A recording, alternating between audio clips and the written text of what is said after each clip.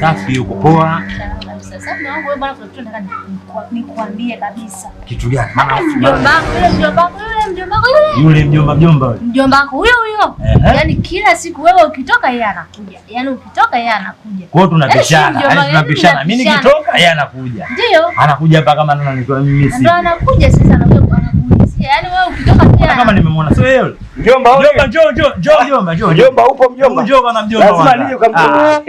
Njoo bana mjomba bana. Salama mjomba. Hamna usalama hapa mjomba. Usalama hamna. Hamna usalama. Basi hapa itakuwa nani hapa.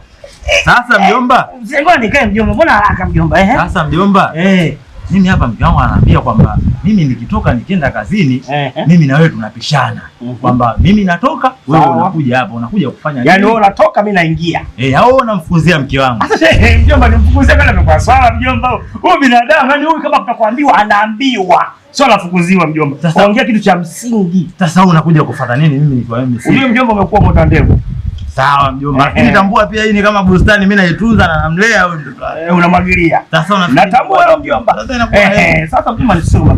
Wanatakiwa niulize mimi nakuja hapa kufanya kitu gani au kwa nini nakuja hapa bila wewe kuwepo? Na mimi ninapokuja hapa kwanza kwenye simu upatikani mjomba.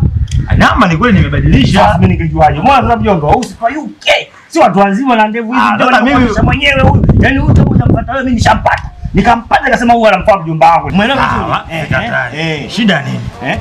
Nizunguko nataka tuzungumze shida mbele ya mtu wangu hapa shida. Haina shida, usimkie wangu haina shida. Bwana mimi shida kubwa iliyoleta hapa.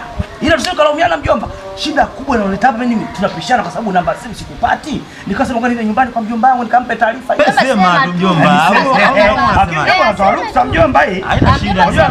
Kwa sababu kiwango mwenye kalizia wewe sema. Ndiye yule mjomba unatembea naye kule yule. Mambo gani?